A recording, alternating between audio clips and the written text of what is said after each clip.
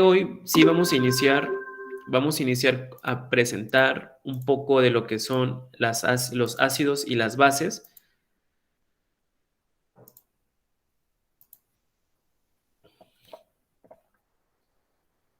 Y hablaremos un poco de una breve introducción sobre los compuestos del carbono. Bien, pues sí hablábamos de que existe una escala de pH. Saben que pues ustedes también, muy típico, ay, es un pH ácido, o qué tipo, lo han detectado en sabores, ¿no? Desde niños, pues obviamente los cítricos. Entonces, conocer lo que son los ácidos y las bases, pues no solamente es útil para esta clase, ¿no? Para la ciencia, sino que también para su vida cotidiana, ya que pues todos estos están incluidos en sus dietas, en los alimentos, y gracias a ello, pues también pueden percibir ese sabor.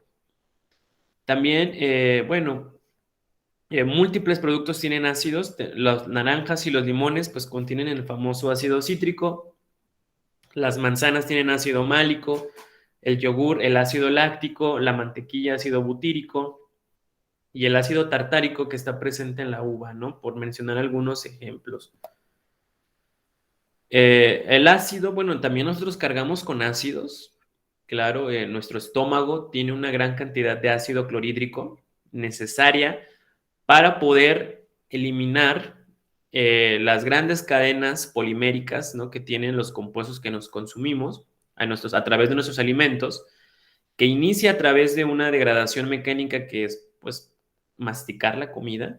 Empiezo a masticar la comida, se empieza a degradar en pedacitos, ¿no? Nuestros alimentos, pasa el bolo alimenticio a través del esófago y llega definitivamente aquí al estómago, donde si no se logró triturar bien ahí con los dientes, por eso es muy importante tener esa paciencia al masticar los alimentos, porque entre más masticamos los alimentos, pues le ahorramos una acidez, ¿no? Ya después ustedes se van allá a la tiendita, a la cenaduría, se echan sus pambazos, ¿no? Sus sopes de papa y unas quesadillas de birria, etcétera. Y sobre todo en la noche, y chin, ya después van corriendo por el Pepto-Bismol o por el que hace efervescente, algunos Alka-Seltzer, porque sienten que se les está aquí quemando la garganta. Precisamente es porque, pues, número uno, tal vez no masticaron bien y además cargaron mucho su estómago, y el estómago, pues, está teniendo una sobreproducción de ácido clorhídrico que pues se encarga de degradar, o sea, todos los pedacitos que no alcanzaron a ser degradados necesitan todavía partirse más para que en el duodeno yeyuno de nuestro intestino delgado, pues se haga la absorción de los nutrientes y pues obviamente lo que no sea necesario, pues será expulsado o será eliminado pues a través del recto del ano en forma de excremento, que será desechado. Bueno, también, ese es un dato pues muy importante que lo tengan en mente. Sí, tenemos también ácido clorhídrico. El estómago está diseñado específicamente para contener ácido clorhídrico y de aquí pues existen pues múltiples problemas, ¿no? De aquí se derivan múltiples padecimientos, que pues uno de ellos es la famosa gastritis y que pues se deriva principalmente de la sobreproducción de ácido clorhídrico en el estómago. En la industria, en sus hogares, también es muy común el uso de la sosa cáustica, que prácticamente es hidróxido de sodio, que en este caso es una base fuerte que se emplea prácticamente para destapar las cañerías. En ciertos productos de limpieza corporal, como es el caso del champú, geles de baño, pues suele constar en el envase el pH del producto que contiene. Que alguien, bueno, hace rato preguntaba que dónde han visto, alguien decía que tal vez en champús, etcétera, ya que pues altos grados de acidez o basicidad de estas sustancias les puede incluir la salud, no puede influir en la salud del pelo y de la piel y les puede pues, causar graves enfermedades, ¿no? En la piel sobre todo, especialmente con estas cremas que ayudan en la parte de el acné, el tratamiento del acné, tengan mucho cuidado.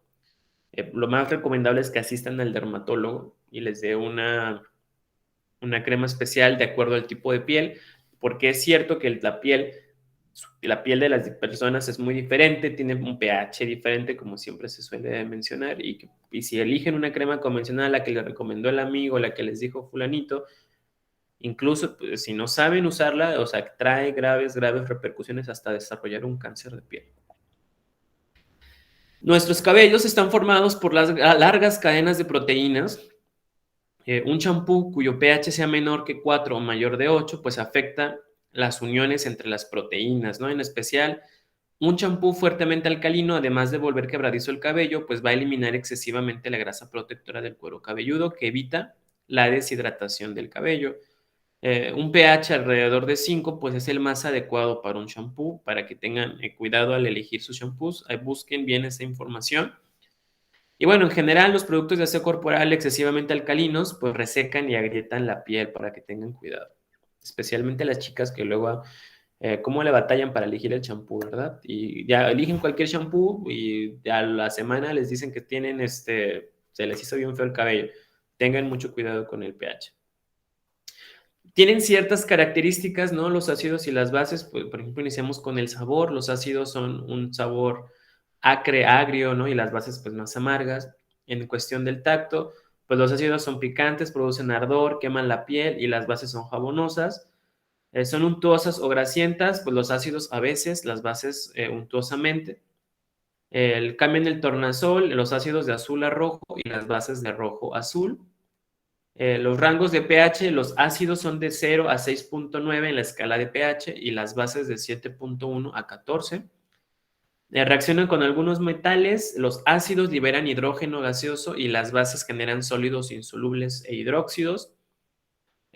Ambos conducen corrientes eléctricas, conducen energía, son electrolitos y los ácidos neutralizan a hidróxidos metálicos y las bases a los ácidos. Un error muy típico, muy común, es que cuando en los laboratorios industriales, cuando tiran el ácido industrial, ¿no? Lo que hacen es que le echan agua. Y no, o sea, eso es un error. Número uno, cuando ustedes tienen un ácido, lo peor, lo que jamás deben hacer es nunca tirarle agua. Para esto, ¿qué tenemos que echarle? Pues una base, ¿sí? Una base o un buffer que normalmente ya tienen los laboratorios ya preparados ahí para este tipo de accidentes industriales. No echen ácido porque el agua, perdón, no le echen agua al ácido porque el agua es una sustancia neutra y pues obviamente no le va a hacer nada al ácido, ¿sí? ¿Quién lo va a neutralizar? Pues una base. Existen tres teorías, y bueno, vamos a entender un poco más, pues, ¿no? Qué es un ácido y qué es una base, ¿no? Para esto existen tres teorías. Es la teoría de Arrhenius, la de Lowry y pues, la de Lewis, que también es muy famosa. Y cada quien pues tiene su propio concepto, ¿no? De ácido y de base. Pues según para Arrhenius, era un químico sueco, que fue el primero allá en el siglo XIX en proponer la teoría sobre la ionización electrónica. Observó que una disolución de un ácido era conductor de la corriente eléctrica y define ácido y base como, bueno, en este caso un ácido, como aquella sustancia que en una disolución acuosa produce iones hidrógeno o bien iones hidróneo. Y bien, ahí lo estamos viendo en la imagen. Y la base será toda sustancia que en una disolución acuosa se disocia dando iones hidróxidos o grupos OH. Después tenemos a Lowry, un químico danés allá en el siglo XX, el siglo pasado, y que propone también la teoría de la transferencia de electrones. Él dice que un ácido es toda sustancia capaz de ceder protones y una base será toda sustancia capaz de aceptar esos protones. Por ejemplo, ustedes pueden ver en la siguiente reacción química, el ácido clorhídrico dona un protón al agua y forma el ion cloruro. Y el agua acepta un protón formándose un ion, ¿sí? Que es el ion hidróneo. Aquí está el H3O. Por lo que el ácido clorhídrico es el ácido y el agua será la base. Posteriormente, en 1923, Gilbert Lewis pues, propone un concepto más general de ácidos y bases. Entonces él define como ácido aquella sustancia receptora de un par de electrones y base como una sustancia donadora de un par de electrones. Y aquí nosotros estamos viendo cómo está compartiendo ese par de electrones y le están dando un par de electrones, ¿no? Acepta, y uno acepta y el otro dona.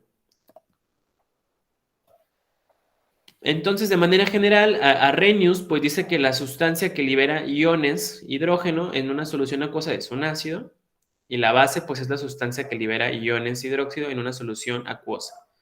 Después, entre Lowry, Bronsted y Lewis, pues ellos mencionan que ácidos y bases tienen una relación con la capacidad de aceptar o ceder electrones. En este caso, bueno, Lowry lo llamaba protones y Lewis ya menciona que son electrones. Bueno, pero para esto, ¿qué es un ion? Hemos escuchado que es una sustancia ionizada. Luego hay muchos comerciales que nosotros vemos que está ionizado, etcétera, las bebidas. Un ion es una partícula cargada eléctricamente constituida por un átomo o molécula que no es eléctricamente neutro. Esto se puede entender como que a partir de un estado neutro de un átomo o molécula se han ganado o perdido electrones. A este fenómeno se le conoce como ionización. Un ion es un átomo o un grupo de átomos que tienen una carga neta, positiva o negativa.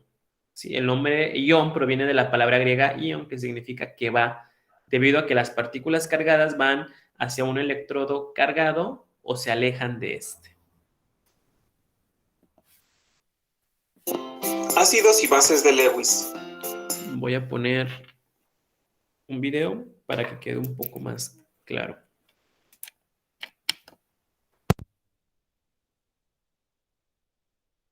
De Lewis.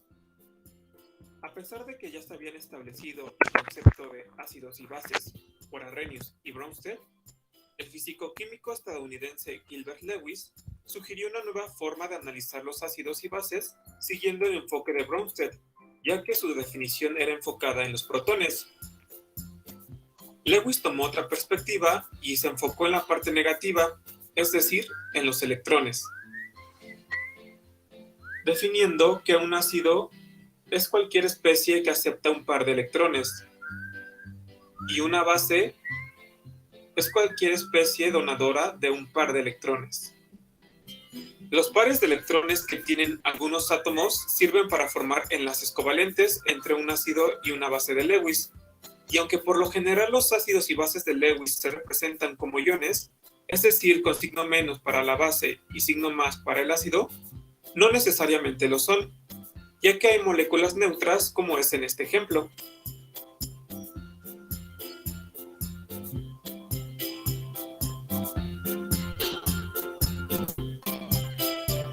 Donde el trifluoruro de boro, a pesar de no ser un ion, actúa como un ácido de Lewis, ya que puede aceptar un par de electrones del éter dietílico, que tampoco es un ion, pero puede ceder un par de electrones del oxígeno, por lo que será una base de Lewis. Y como dato curioso, el producto resultante es estable aunque no lo parezca, ya que al ser una molécula tiene cargas positivas y negativas, lo que podría dañar su estabilidad.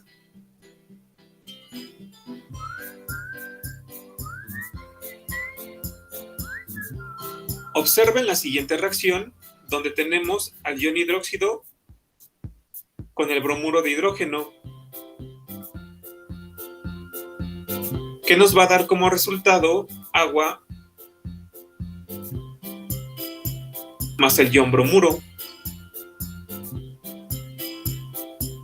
Si nos detenemos un poco a analizar lo que está pasando, vemos que siguiendo la definición de Lewis, la base será un ion hidróxido, ya que tiene un par de electrones libres para donar, y el bromuro de hidrógeno será un ácido de Lewis, ya que aceptará el par de electrones libres. Pero también, siguiendo la definición de Bronsted, el ion hidróxido será una base, ya que ésta aceptará un protón del hidrógeno, y el bromuro de hidrógeno será el ácido, ya que donará el protón. Entonces, para este caso, la definición de Lewis y Bronsted sirvieron para entender la reacción.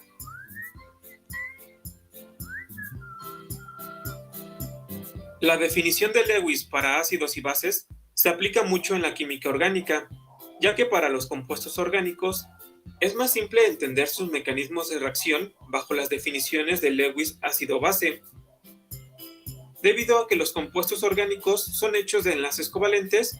Entonces es más fácil explicar cómo las bases buscan cargas positivas para poder enlazar debido a los momentos dipolares que puedan sufrir las moléculas. Por último, las bases de Lewis también se les conoce como nucleófilos, es decir, buscadores de núcleos positivos, y los ácidos de Lewis se les conoce como electrófilos, o sea, buscadores de electrones.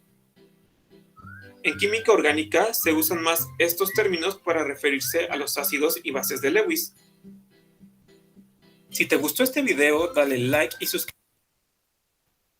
Bien, entonces, para esto, ya entendiendo las tres teorías de donde se deriva esto de ácido y base, pues sabemos que prácticamente se debe el mencionar si es ácido o base a ceder o aceptar, ¿no? Los electrones. Entonces existe una escala de pH, entonces yo sé que tal vez algunos de ustedes lo ha visto en su vida.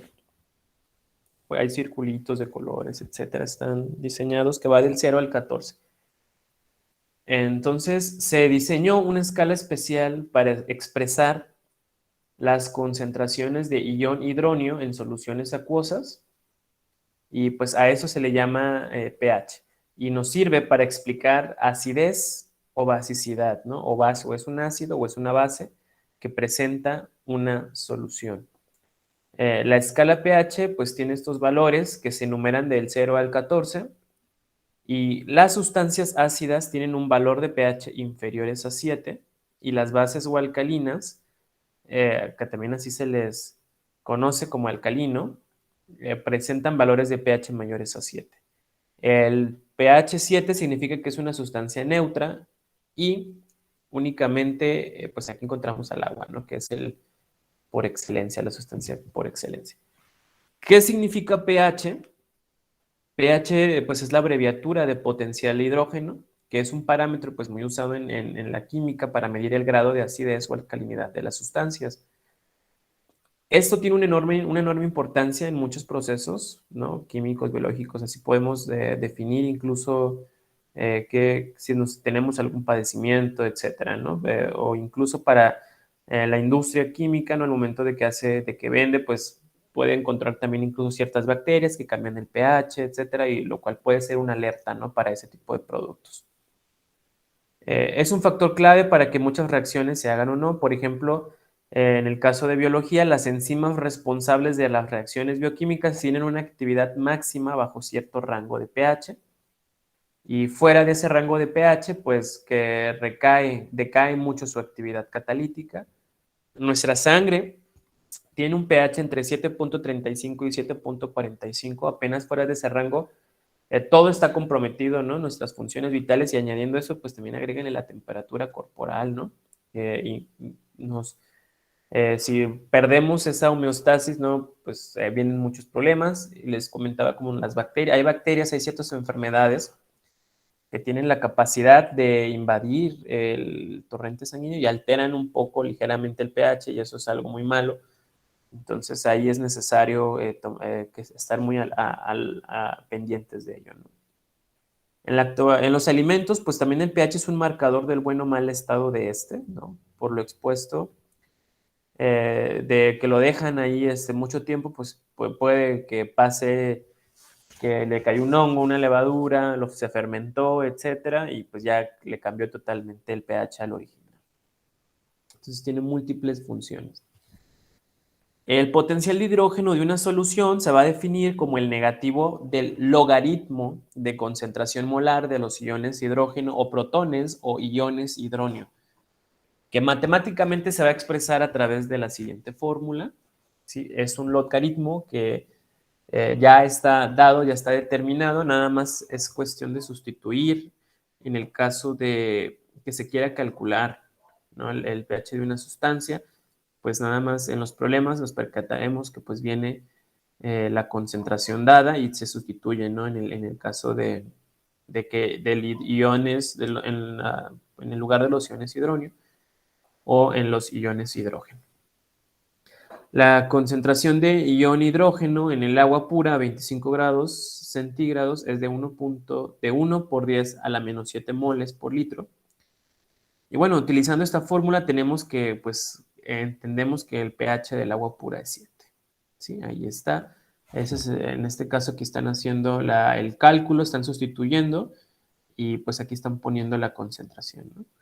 La concentración del ion hidrógeno. De igual forma, en cualquier solución que tenga una concentración de iones hidrógenos que se exprese 1 por 10 a la n, pues el pH será igual al valor numérico de n. ¿Qué es el pH?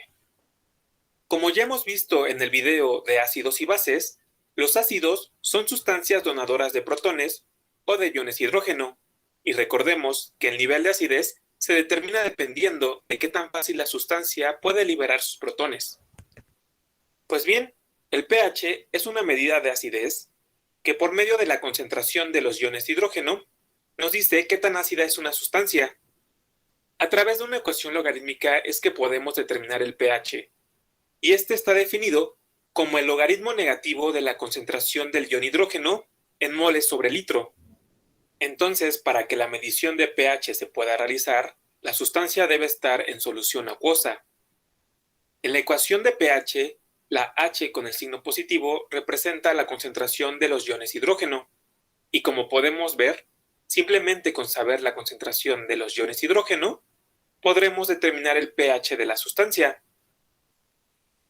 La escala de pH tiene valores de 0 a 14, donde si el pH es menor a 7, se considera una sustancia ácida. Y si el pH es mayor a 7, la sustancia será una base. Dicho esto, podemos decir que el pH es una medida de acidez o de alcalinidad de las sustancias. Cabe mencionar que entre menor sea el pH, más ácida será la sustancia. Por ejemplo, el ácido sulfúrico concentrado tiene un pH de 0.3, por lo tanto será un ácido muy fuerte, mientras que el jugo de naranja tiene un pH aproximado de 3, lo que lo hace un ácido no muy fuerte. Y entre más grande sea el valor de pH, más básica será considerada la sustancia, como el bicarbonato de sodio que cuenta con un pH de 9, o como la sosa cáustica que se usa para quitar la grasa y tiene un pH alto, lo que lo cataloga como una base muy fuerte.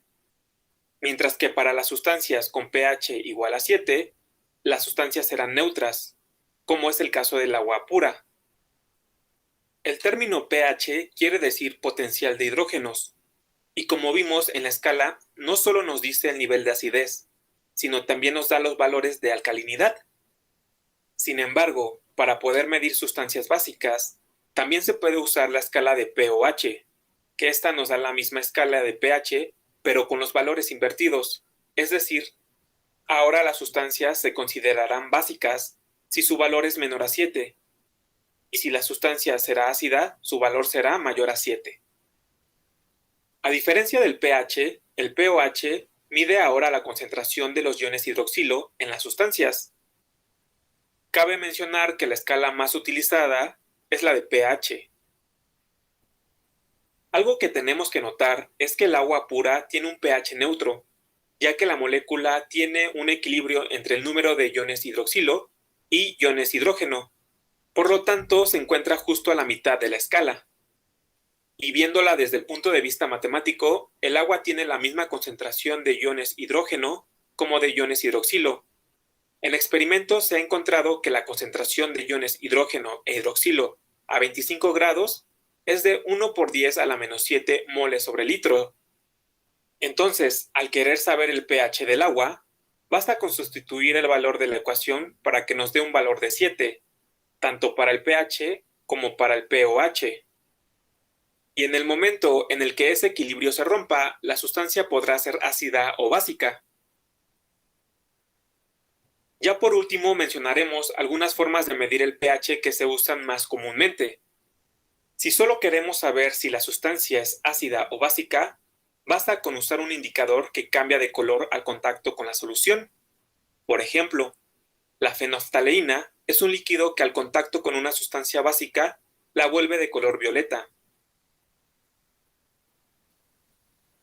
O está el anaranjado de metilo, que es una sustancia que cambia de color del compuesto entre rojo y amarillo dependiendo del nivel de acidez. Para este tipo de indicadores no nos dice el pH exacto, solamente nos dice si la sustancia es ácida o básica. También existen las tiras de pH. Estas tiras son muy fáciles de usar, ya que las tiras al contacto con las sustancias acuosas cambian de color. Y dependiendo del color que hayan cambiado, en la caja vendrá una escala de pH de acuerdo al color que se haya obtenido. Este método para medir el pH es más certero que el anterior.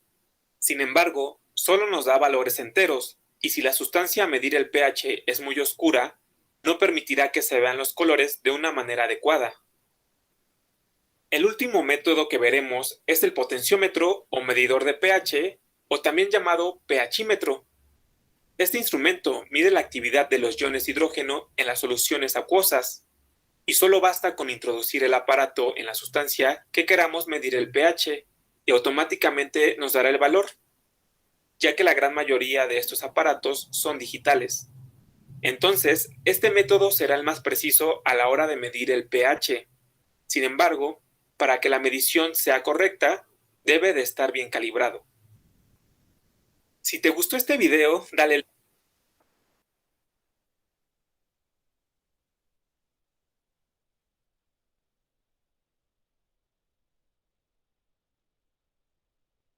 Bien.